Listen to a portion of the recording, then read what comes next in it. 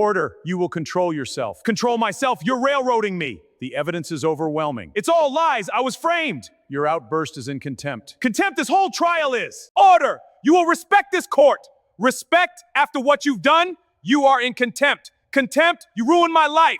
One more word and you go to jail. Go ahead. The sound of a gavel striking wood usually signifies order, but in courtroom 302, it sounded like the crack of a whip. A hard-working father stood trembling before the bench, tears streaming down his face as he begged for the chance to keep his children.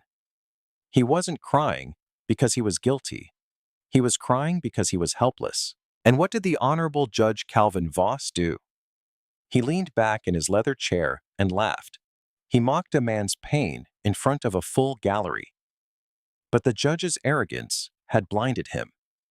He was so busy enjoying his power trip that he didn't hear the heavy oak doors at the back of the room creak open. He didn't see the figure stepping out of the shadows, someone who wasn't just there to watch, but to end Voss's career forever. The hunter was about to become the prey. The fluorescent lights of the county courthouse hummed with a low, irritating buzz that seemed to drill directly into Darius Langston's skull. He stood behind the defendant's table, his large hands gripping the back of the cheap wooden chair until his knuckles turned the color of ash. He was wearing his only suit, a charcoal gray two-piece he had bought at a thrift store years ago for his mother's funeral. It was tight across the shoulders, and the sleeves were a fraction too short, revealing the frayed cuffs of his white dress shirt. Darius was a big man, broad-shouldered from years of laying brick and pouring concrete. But in this room, under the gaze of Judge Calvin Voss, he felt microscopic. "Mr. Langston," Judge Voss sighed, removing his wire-rimmed spectacles and rubbing the bridge of his nose. The judge was a man of sharp angles and silver hair, possessing a voice that sounded like gravel grinding against glass. "We have been over this.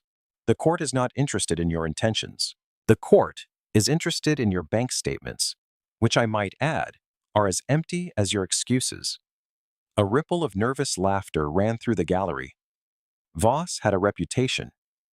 He was known as the Hammer of the South District, a jurist who prided himself on efficiency and disdain for sob stories.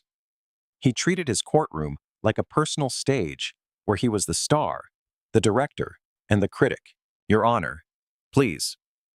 Darius's voice cracked. He hated how weak he sounded. "I have the money now. The check from the contracting gig cleared this morning. I can pay the child support right now. I just need you to lift the hold on my driver's license so I can get to the job site. If I can't drive, I can't work. If I can't work, I can't pay. It's a circle, sir." Voss put his glasses back on and peered down at Darius with a look of theatrical boredom. He picked up a file and dropped it, letting it slap loudly against the bench. "It is not a circle, Mr. Langston. It is a spiral, a downward spiral of your own making." Voss sneered. "You missed several months in my court. That is not a mistake. That is a lifestyle choice. You people always seem to find money for other things, don't you? Rims, sneakers. But when it comes to your children, suddenly the well is dry." The racism was thinly veiled, wrapped in the plausibility of the deniability of judicial discretion, but it hit Darius like a physical blow. He wasn't spending money on rims. He was spending it on his mother's medical bills before she passed, and then her funeral. He was eating instant noodles so his daughters could have new school uniforms. I don't buy those things, sir," Darius whispered, his eyes burning. The pressure behind him was immense. He hadn't slept in hours. The fear of losing his visitation rights, of his ex-wife taking the girls to another state, was a living thing clawing at his insides. "Speak up," Voss barked. "I can't hear you over the sound of your incompetence." That was the breaking point.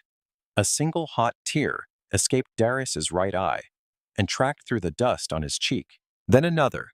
He tried to sniff it back to maintain some shred of dignity, but his shoulders began to shake.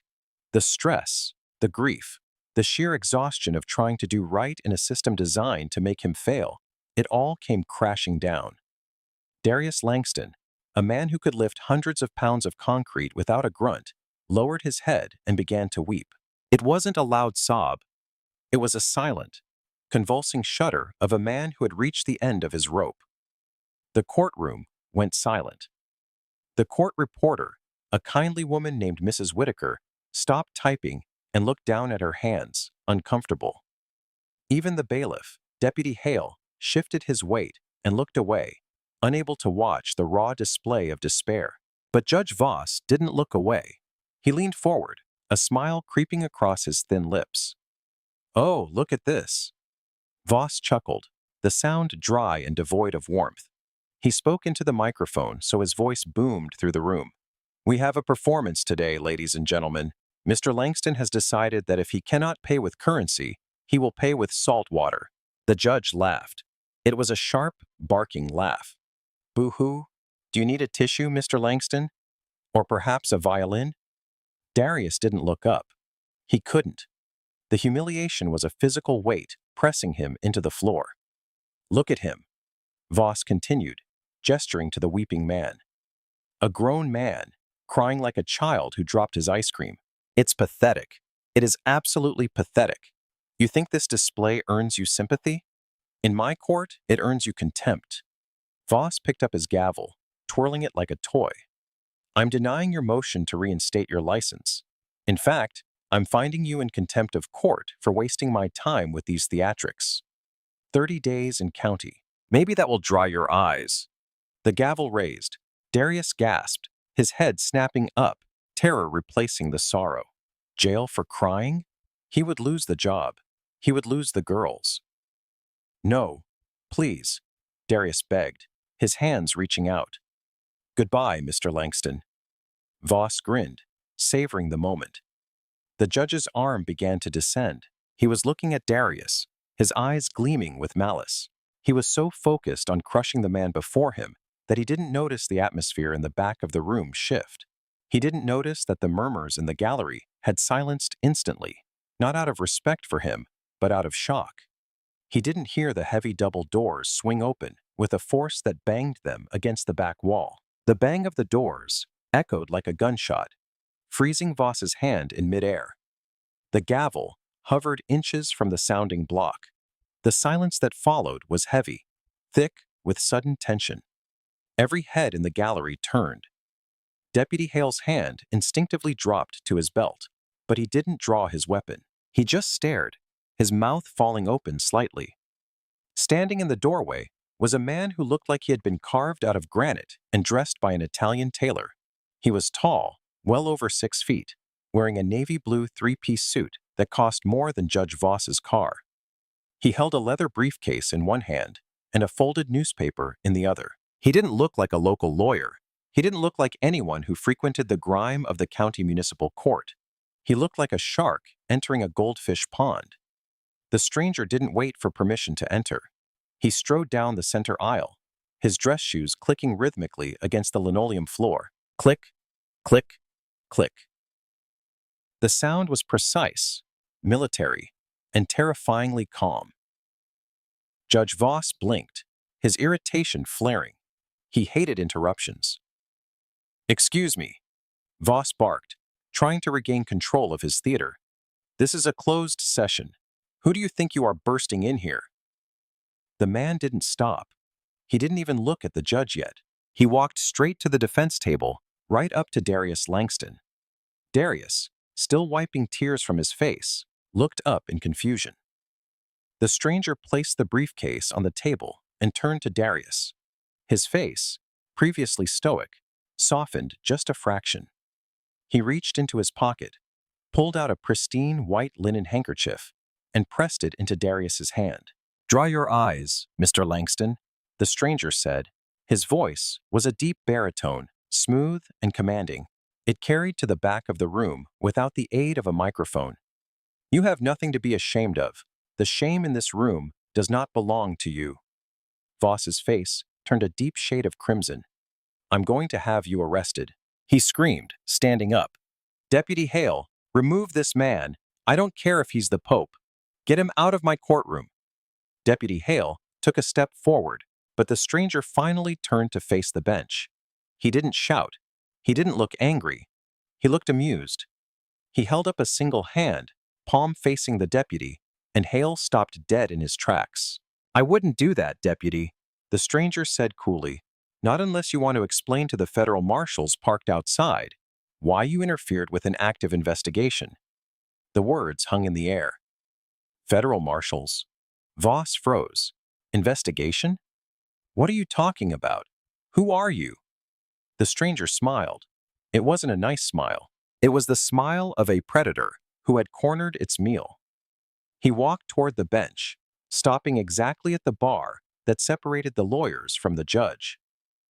"You really don't recognize me, do you, Calvin?" the stranger asked, dropping the formalities. Voss bristled at the use of his nickname. "I've never seen you before in my life." "That's funny," the stranger said.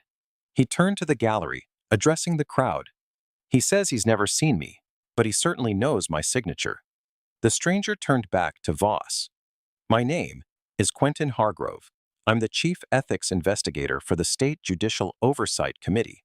But you might know me better as the man who signed the audit request for your private accounts days ago." A gasp went through the room. The Judicial Oversight Committee was the bogeyman for corrupt judges. They were the ones who stripped robes and disbarred attorneys. Voss's face went from red to a ghostly white. He sat down slowly, his knees suddenly weak. I don't know what you're talking about. My accounts are in order." "Are they?" Hargrove asked. He picked up the newspaper he had brought in. It was a copy of the City Chronicle. He tossed it onto the judge's bench. It landed right on top of Darius's file. "Page 4, Hargrove said. "Interesting story about a shell company called Voss Holdings, purchasing real estate from defendants who appeared in this very courtroom. Defendants who were forced to sell their assets to pay fines that you levied." Voss's hands began to shake. That is slander. I will sue." "It's not slander if it's on a wiretap, Calvin," Hargrove said, his voice dropping to a dangerous whisper. "And it's certainly not slander when we have the co-conspirator in custody. Your brother-in-law, Gary. He's a chatty man when he's facing 20 years for racketeering. He's been talking to us all morning. He told us everything." Darius watched, stunned. The handkerchief was clutched in his hand. Forgotten. The man who had just been about to send him to jail for being poor was now shrinking into his chair, looking smaller than Darius had ever felt.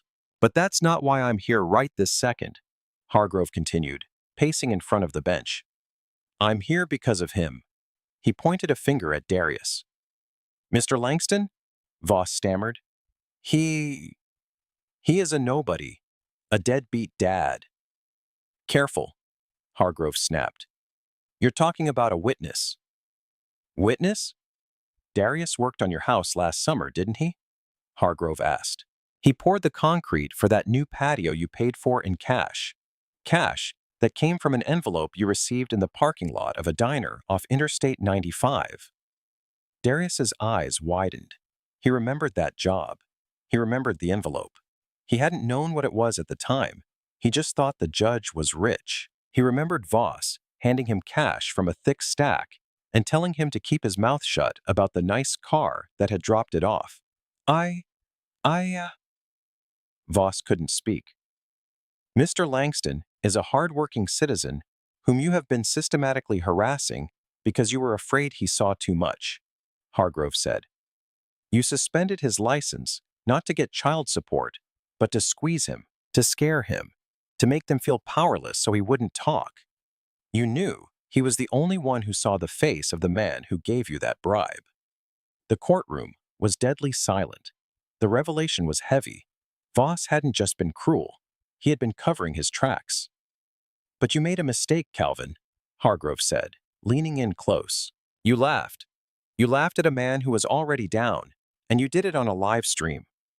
Voss looked up, confused. "Live stream?" Hargrove pointed to the back of the room. Sitting in the last row, holding up a smartphone, was a young woman in a hoodie. She stood up. "My name is Mia," she said, her voice shaking but defiant. I'm a journalism student. I've been researching court bias for my thesis. I've been streaming this whole session on my channel. There are thousands of people watching you right now. Voss looked at the phone, then at Hargrove, then at Darius. The trap hadn't just sprung. It had snapped his leg in two. Now, Hargrove said, his voice hard as iron, I'm going to ask you one time, and think very carefully before you answer, because the marshals are walking through those doors in moments. Do you want to vacate the contempt charge and reinstate Mr. Langston's license voluntarily? Or should I add deprivation of civil rights under color of law to the indictment list right now? The silence in courtroom 302 was no longer the silence of fear. It was the silence of a held breath before a plunge. Judge Calvin Voss sat frozen, his hand still hovering near the gavel, his eyes darting between the camera phone in the back of the room and the imposing figure of Quentin Hargrove standing at the bar. For years, Voss had been the king of this castle. He had decided who slept in their own beds and who slept on a cot. He had decided who raised their children and who lost them to the state. He had come to believe he was untouchable, protected by the thick oak doors and the honorable title before his name. But as he looked at Hargrove, a man who radiated the kind of power that didn't need a robe to enforce, Voss realized his castle was built on sand, and the tide had just come in. Well, Judge, Hargrove asked, checking his watch, a heavy platinum timepiece that caught the light. I don't have all day, and I suspect the marshals are getting impatient. They hate waiting in the hallway. The coffee out there is terrible. Voss swallowed hard. His throat clicked audibly. He looked at Darius Langston, the man he had been mocking only moments ago. Darius was still standing there, the white handkerchief clutched in his trembling hand, looking like a man who had just watched a firing squad lower their rifles. Voss's voice failed him. He cleared his throat, trying to summon the bluster that had served him for decades. This is highly irregular, Mr. Hargrove. If that is your name, you cannot simply barge into a court of law and dictate terms. I have a docket. I have proceedings. Your proceedings are a sham, Calvin. Hargrove cut him off, his voice slicing through the air. And to answer my own question, I think we'll go with option B. Hargrove turned toward the double doors and gave a sharp nod. The doors swung open again. This time, it wasn't a single man in a suit. It was 4 federal marshals in tactical gear, U.S. Marshals, emblazoned in yellow, across their bulletproof vests. Leading them was a woman with a stern face and a badge clipped to her belt. Special Agent Brentwood. The gallery erupted. People jumped to their feet. Deputy Hale, the bailiff who had been ready to tackle Hargrove earlier, wisely stepped back against the wall, raising his hands to show he was not a threat. He knew when the food chain had shifted. Agent Brentwood marched down the aisle, her boots thudding heavily. She didn't look at the audience. She didn't look at the camera. Her eyes were locked on Judge Voss. Calvin P. Voss, she announced, her voice ringing with authority. I have a federal warrant for your arrest. Voss stood up so fast, his chair tipped over backward, crashing loudly against the wall behind the bench. Arrest? On what grounds?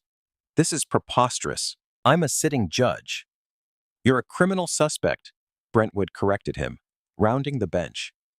She didn't hesitate. She walked right up to the elevated platform where Voss stood. The warrant lists multiple counts, including racketeering, wire fraud, deprivation of civil rights under color of law, and accepting bribes in exchange for judicial outcomes. Turn around and place your hands behind your back. You can't do this, Voss shrieked. He looked around the room, his eyes wild. Deputy Hale, do something. Protect your judge. Hale looked at the floor, suddenly finding the pattern of the linoleum fascinating. Sorry, Your Honor, he mumbled. Feds outrank me. Brentwood grabbed Voss's wrist. The judge flinched as if burned. Get your hands off me, he spat. Don't make me add resisting arrest to the list, Calvin. Hargrove called out from the floor, his arms crossed over his chest. It's embarrassing enough as it is. Think of your legacy. Voss looked at Hargrove with pure venom. You set me up. You planned this. I didn't plan for you to be a monster, Hargrove replied calmly. I just turned on the lights. You did the rest. With a metallic click, the handcuffs were secured around Voss's wrists. The sound was distinct, louder than the gavel had ever been. Brentwood spun the judge around. Let's go. As they led him down the steps from the bench, stripped of his power, Voss looked small. Without the height of the platform, he was just an angry, balding man in a black robe that suddenly looked like a costume. They marched him past the defense table. Voss's eyes locked onto Darius Langston. This is your fault, Voss hissed at Darius as he passed. You and your pathetic crying. You think you've won? You're still a nobody. You're still broke. Darius stiffened. The old fear flared up for a second. But then he looked at the handcuffs. He looked at the fear in Voss's own eyes. The fear of a man who knows he's going to a place much worse than the one he sent others to. Darius stood up straighter. He took a deep breath. I might be broke, Judge, Darius said, his voice steady for the first time that day.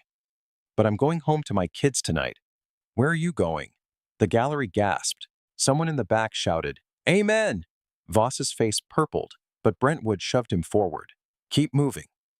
As they dragged the disgraced judge down the center aisle, the silence broke. It started as a low murmur, then applause. It wasn't polite applause. It was the raucous, cathartic cheering of people who had seen too much injustice in that room. Mia, the journalism student, panned her phone to follow the judge, capturing every second of his humiliation for the thousands watching online. The doors closed behind them, leaving a vacuum of energy in the room. Quentin Hargrove stood alone in the center of the chaos.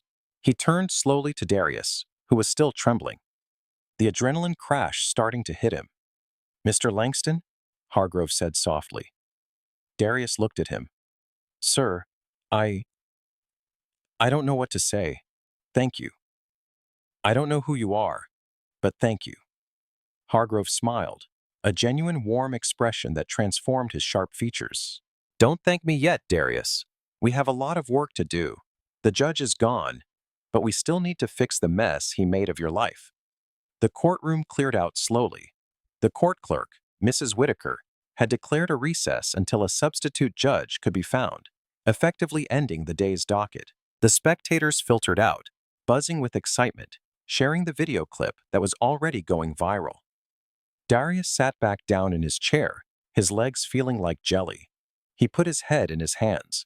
The relief was so intense, it felt like physical pain. He wasn't going to jail. Here, a voice said. Darius looked up. Hargrove was holding out a bottle of water. He had pulled it from his briefcase. Drink? Hargrove ordered gently. You're in shock. Darius took it and drained half the bottle in one gulp. Mr. Hargrove, that stuff you said about the concrete job, the envelope, how did you know? Hargrove pulled up a chair and sat next to Darius, treating him not like a defendant, but like a peer. He crossed his legs and dusted off his trousers. I've been investigating Calvin Voss for months, Hargrove explained. We knew he was taking kickbacks from private detention centers. We knew he was funneling construction contracts to his brother-in-law. But we needed a link. We needed someone who had been physically present during a transaction, but wasn't part of the criminal inner circle. Hargrove looked at Darius intensely. We found your invoice, Darius, for the patio. It was the only honest invoice in a stack of fake ones. You charged him for materials and labor, fair and square. But on the day you poured that concrete, our surveillance showed a man named Silas dropping off a package. Darius nodded slowly, the memory surfacing. The guy in the black sedan. Fancy suit scared me. He tossed the envelope on the table and told the judge, the investment is maturing nicely. Exactly, Hargrove said. The judge panicked when he realized you were still in the yard. He thought you heard too much. That's why he targeted you. He wanted to discredit you. If you were a convict, a deadbeat dad with a record, no jury would believe your testimony against a high court judge. He wasn't trying to get child support out of you, Darius. He was trying to destroy your credibility before we could get to you. Darius felt a chill run down his spine. He was trying to ruin my life to save his own skin. Precisely. And my kids? Darius asked, his voice trembling again. He kept threatening to take them away, to put them in the system. Hargrove's face darkened. The playful arrogance he had shown the judge vanished, replaced by a cold, hard anger. That is the part that brings me the most satisfaction in taking him down, Hargrove said quietly. Voss held shares in a private foster care management firm called Horizon Guardian. When he removed children from homes in his court, he funneled them exclusively into Horizon facilities. The state pays Horizon a daily stipend for every child. Voss was getting a cut of that stipend. Darius dropped the water bottle. It hit the floor with the plastic thud. He was selling them? In a manner of speaking. Yes, Hargrove said. If he had sent you to jail today, your daughters wouldn't have gone to their grandmother or your aunt. He had already signed the order to place them in a Horizon facility 3 towns over, a facility known for overcrowding and generating maximum profit per head. Darius felt sick. The cruelty was industrial. It wasn't just that the judge was mean, it was that the judge viewed Darius's daughters as inventory. I'm going to be sick, Darius whispered. Don't be, Hargrove said firmly. Get angry instead. Because that order is dead. I filed an emergency injunction moments before I walked through those doors. Your daughters are safe. They aren't going anywhere. Darius looked at this stranger, this man in the expensive suit, who spoke of corruption and injunctions as if discussing the weather. Why did you help me? I mean, really. You could have just arrested him later. Why come in here? Why stop him from sending me to jail? Hargrove looked around the empty courtroom. He sighed, and for a moment he looked tired. My father was a bricklayer, Darius. Just like you. He had rough hands and a bad back. When I was young, a judge not unlike Voss took advantage of his lack of education to swindle him out of his land rights. My father died broken because he didn't know the words to fight back. Hargrove met Darius's eyes. I learned the words. I learned all of them. And I promised myself that if I ever saw a man like my father standing in front of a man like Voss, I wouldn't just watch. Darius saw the fire in Hargrove's eyes. It was personal. It was karma. Hargrove clapped his hands together, shifting the mood back to business. Here's what happens next. You are going to walk out of here. You're going to go to your job site. I've already called your foreman. He knows you were delayed as a witness in a federal investigation. You still have your job. And the license? Darius asked, the arrears weighing on him. My firm, Hargrove and Associates, is taking your case pro bono, Hargrove said. We will file a motion to dismiss all arrears based on the fact that the support orders were calculated maliciously by a compromised judge. We will get your license reinstated by end of business today. Hargrove reached into his briefcase again. He pulled out a check. What is this? Darius asked, hesitating to touch it. This is a retainer. Hargrove lied smoothly. Since you are now a key witness in the federal case against Voss, the Department of Justice provides a stipend for your time and cooperation. It's an advance. Darius looked at the check. It was enough to cover the back rent, the utilities, and buy the girls new coats for winter. He knew it wasn't a standard stipend. He knew it was charity, or maybe an apology from the universe. Mr. Hargrove, I can't take this. You can, and you will, Hargrove said, standing up and buttoning his jacket. Consider it a down payment on the justice system doing its job for once. Besides, you're going to need gas money to drive to my office for your deposition. Darius stood up. He towered over Hargrove in height, but he felt he was looking up at a giant. He extended his hand. Thank you. I swear I'll pay it back or pay it forward. Pay it forward, Hargrove said, shaking his hand firmly. Now go get your kids. Darius grabbed his things. He felt light, weightless. He walked toward the back of the courtroom. Just as he reached the doors, he turned back. Hey, Mr. Hargrove? Yes, Darius. What's going to happen to him? Voss? Hargrove was packing his briefcase. He paused and looked at the empty judge's chair then at the seal of the state hanging crookedly on the wall. Let's just say he's about to find out that in federal prison, nobody cares about your title. They only care about your character, and he is bankrupt in that department. Darius smiled, a real wide smile, and pushed the doors open. The sun outside was blindingly bright. The video of Judge Voss laughing at Darius Langston had been viewed millions of times. The hashtag Judge Voss was trending globally, a digital scarlet letter that no amount of PR could scrub away. Darius sat at his small kitchen table, staring at his two daughters, Jada and Layla, as they colored in their coloring books. The house was quiet, peaceful in a way it hadn't been for months. The constant knot of anxiety in his stomach, the fear of a knock at the door from Child Protective Services, was finally loosening. But the peace was shattered by a frantic pounding on the front door. Darius's heart jumped. He motioned for the girls to stay put and walked to the door. He peered through the peephole and sighed. It was Tanisha, his ex-wife. He opened the door, and Tanisha stormed in like a hurricane. She looked disheveled, her eyes darting around the room as if looking for hidden cameras. "You think you're smart, don't you?" She spat, throwing her purse onto the sofa. "You think because some fancy lawyer in a suit made a scene that you've won?" Darius closed the door slowly. "Tanisha, keep your voice down. The girls are right there.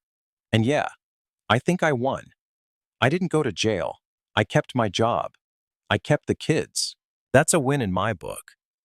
Tanisha laughed, a shrill, nervous sound that reminded Darius uncomfortably of Judge Voss. "You don't get it, do you? You ruined the plan, Darius. You and that investigator." Darius frowned. "The plan? What plan?" "You wanted the kids, Tanisha. You dragged me to court every month for a year, claiming I was unfit. Now you're mad because the judge got arrested." Tanisha paced the small living room, biting her thumbnail. "It wasn't just about custody. It was about the placement. Voss promised me that if I got full custody, he would sign off on the special education grant for Jada. He said she needed to go to that boarding school in the next county, Horizon Academy." Darius felt a cold prickle on the back of his neck. Horizon Academy. That's the facility Hargrove was talking about. The one Voss owned shares in. "Tanisha, did you know?" "Know what?" she snapped. "That it's a good school. That they have funding.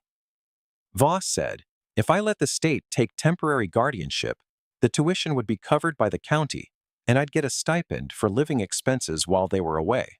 Thousands a month, Darius. Do you know what I could do with that money?" Darius stared at her, horror dawning on him. The betrayal was so deep, he couldn't find the bottom of it. "You weren't trying to get the kids because you missed them. You were trying to sell them." "I was trying to survive," Tanisha screamed. "And Voss said it was standard procedure. He said everyone does it. But now he's in custody. The accounts are frozen, and that investigator is sniffing around my bank records." She grabbed Darius's arm, her nails digging in. "You have to tell them to stop, Darius. Tell that Hargrove guy to back off. If they find out I took the advance payment from Voss's shell company, I'm going to jail too." Darius pulled his arm away, looking at the woman he had once loved with pure disgust. "You took money from the judge to frame me." "It wasn't framing," she cried. "It was expediting the process.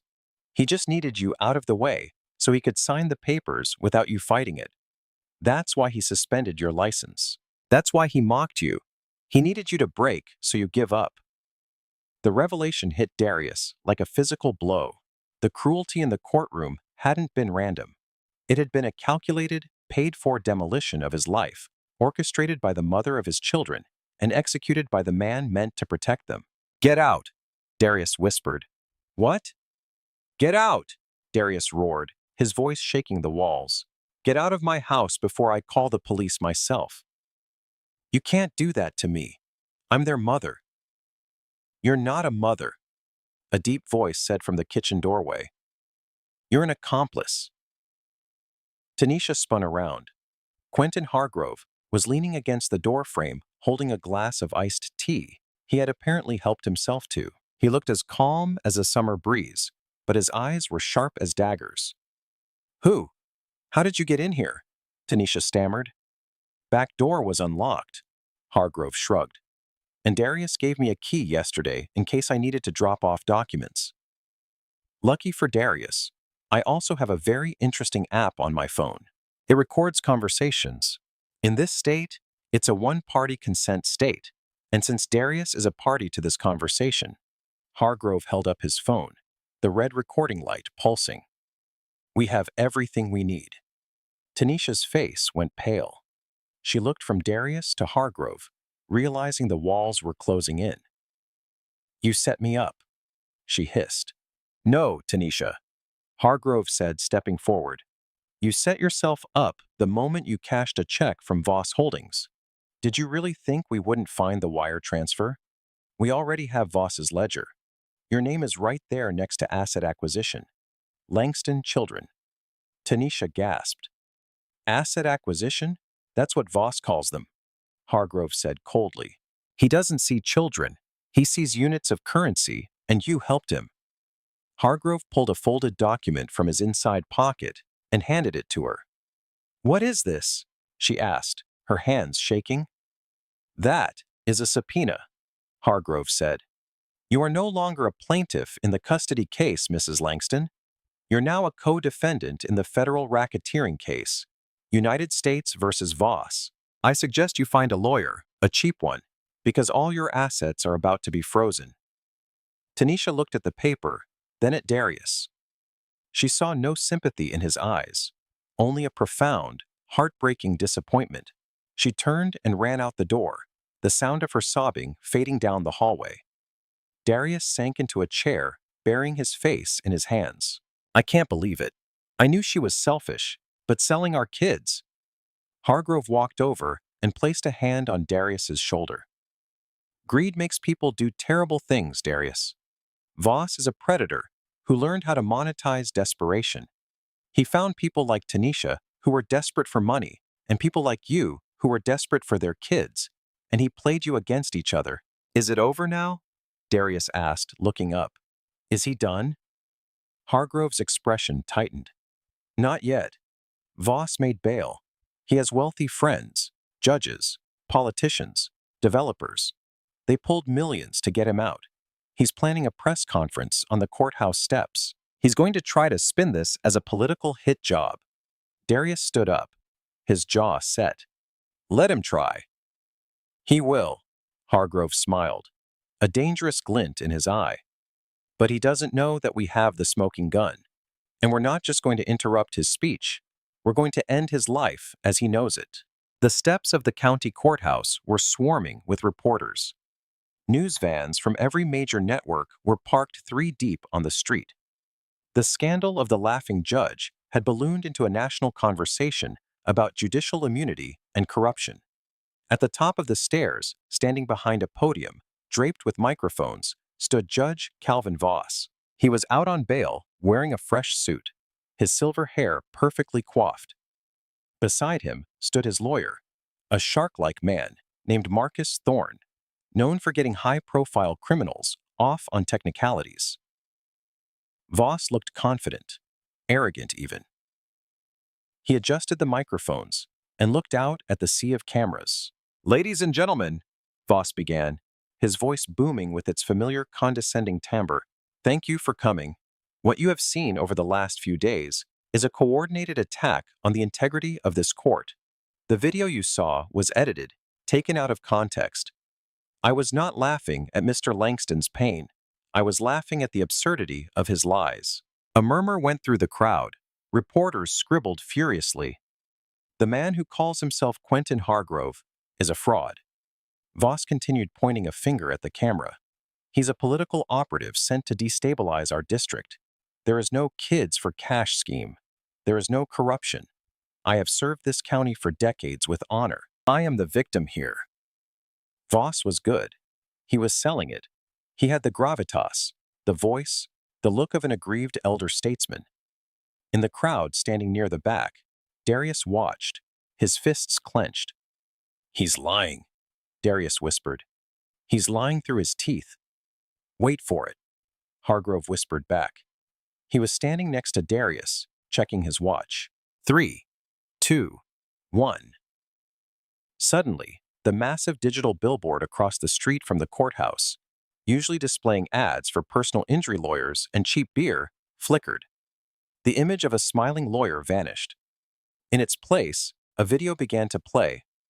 It was grainy black and white footage, security camera footage, but the audio was crystal clear. It showed Judge Voss sitting in a plush leather booth at a dimly lit steakhouse. Sitting across from him was a man in a dark suit. Silas. The audio boomed across the square, drowning out Voss's speech. "So, Calvin," the voice of the mobster said on the giant screen, "the new facility opens soon. We need beds filled to trigger the state bonus." On the screen, Voss cut into a steak, juice running down his chin. "Don't worry, Silas. I've got a docket full of single mothers and unemployed fathers. I'll fill those beds. I've got a crying guy coming in next week. Langston, big guy, soft heart, easy target. I'll revoke his license, make him desperate, then strip custody. That's 2 beds right there." The crowd on the steps went silent. Voss froze mid-sentence. He looked up at the billboard, his face draining of blood. The video continued. "You're a cold bastard, Calvin." The mobster laughed. "I'm a businessman." Voss replied, on screen, raising a glass of wine. "And business is booming to the orphans of the state. Long may they suffer, so we may profit." They clinked glasses. The silence on the courthouse steps was broken by a collective gasp of horror, then a roar. It wasn't applause this time. It was rage. "You monster!" someone screamed from the crowd. A water bottle was thrown, landing near Voss's feet.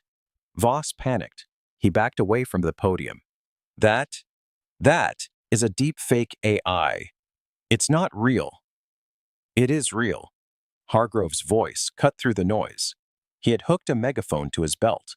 He stepped onto the bottom of the stairs, Darius right beside him. "That video was submitted into evidence this morning," Hargrove shouted. "Authenticated by the FBI. And do you know who gave it to us? Your friend Silas. Turns out he records his meetings for insurance. He cut a deal moments ago." Voss looked at his lawyer, Thorne. Thorne was already closing his briefcase. "I can't defend this, Calvin. I'm out." The lawyer turned and walked away, leaving the judge alone on the steps. "Darius!" Voss screamed, pointing at him. Tell them I gave you a chance. Tell them I'm a good man." Darius Langston walked up the stairs slowly. The crowd parted for him. He climbed until he was standing face to face with the man who had tried to ruin him. Darius looked different now. He wasn't the hunched, crying man from courtroom 302. He was a father who had fought for his children and won. Darius leaned into the microphone. "You're not a good man, Voss," Darius said, his voice echoing across the square. "You laughed at my tears because you thought they were weakness, but those tears were love, and you don't know anything about that." Darius turned to the crowd. "He tried to sell my daughters." The crowd surged forward. The police line struggled to hold them back. Voss looked terrified.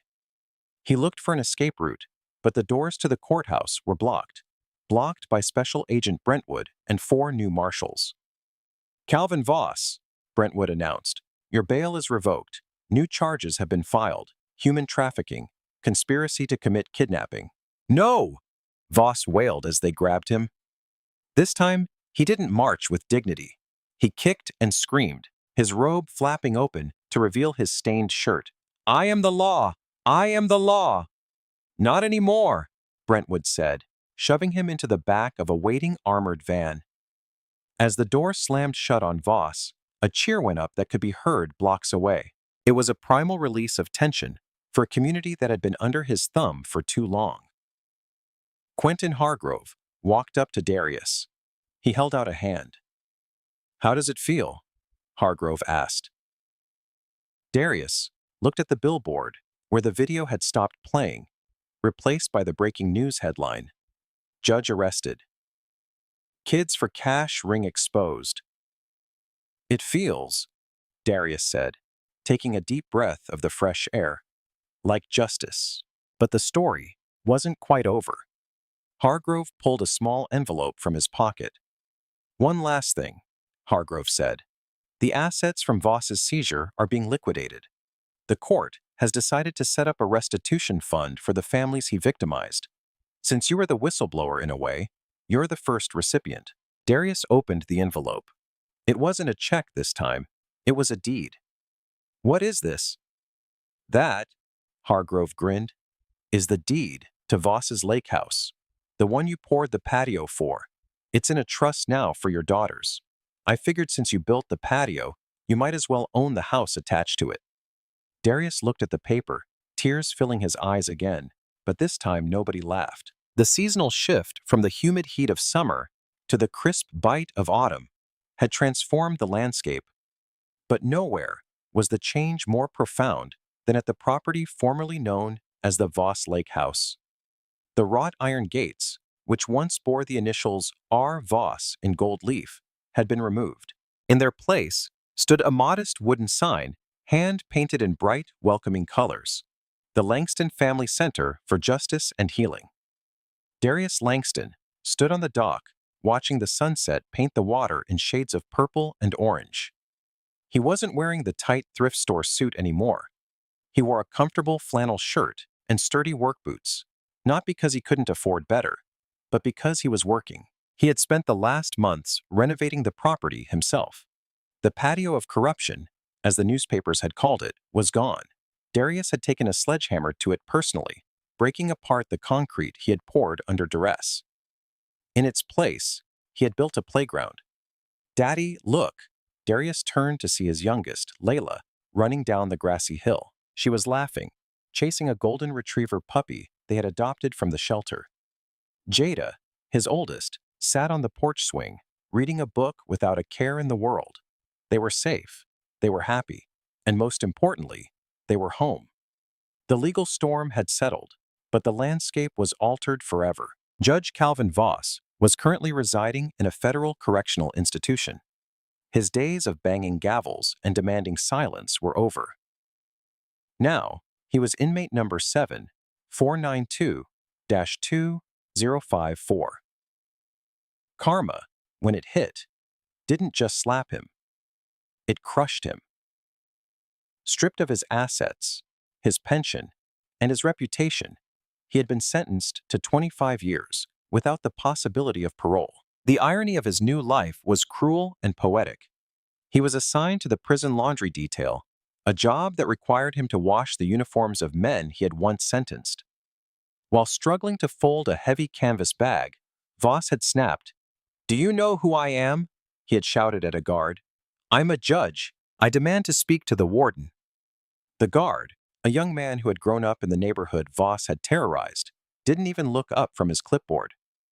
"You're not a judge here, Calvin. You're just another stain I have to wash out. Get back to work." The cafeteria erupted in laughter.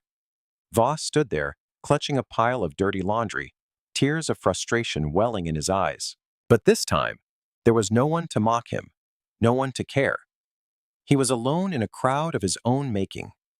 As for Tanisha, the Judas in the kitchen, her fate was less severe, but perhaps more humiliating.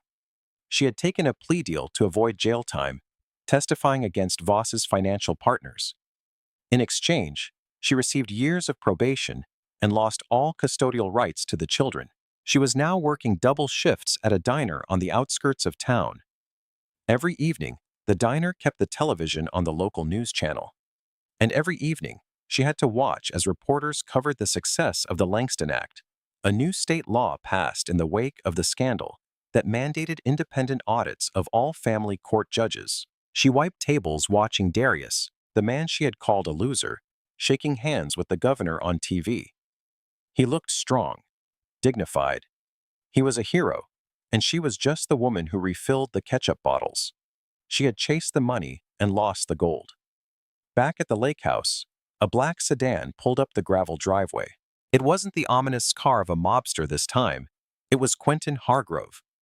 The investigator stepped out, carrying a bottle of champagne and a thick file folder. Order. You will control Darius, yourself. Control myself. Hargrove You're called out, railroading me. walking The down to evidence the is dock. overwhelming. It's all lies. Quentin, I was framed. Your Darius outburst is smiled, in contempt. gripping the Contempt this man's whole hand. trial is. I told Order. you. You will Call me control Darius. yourself. Control myself. You're You saved my railroading me. life. The I evidence think is we're on a overwhelming. first-name It's all basis. lies. I was framed. Old Your habits. outburst is in contempt. Hargrove grinned. Contempt this whole He trial leaned is. against the railing, looking Order. out at the water. You will address this court with I respect. have some news. Respect, you call The this liquidation justice? of Voss's Control offshore yourself accounts or is you will be complete. removed. The My restitution family, checks they are need going me. out. Enough, sit down. Every family that lost Order. a child to You will his address kids for this court cash with scheme respect. is getting a Respect, settlement. you call this justice? It won't bring back Control the time yourself they lost, or you will be but removed. it will pay for My therapy, family, college, they need me. new Enough, starts. sit down.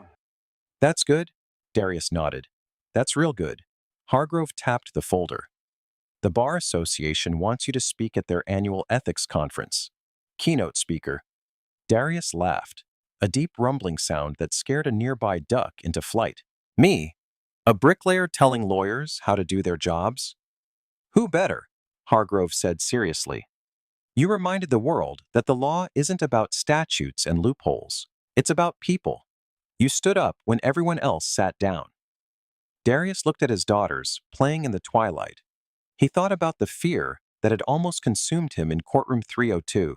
He thought about the tears that were laughed at. You know, Darius said softly, Voss was right about one thing. What's that? It is a circle, Darius said, but not the way he thought. He put out hate, and it circled back to destroy him. I put out love for my girls, even when I was broke and broken, and it circled back to save me. It always comes back. Hargrove popped the cork on the champagne.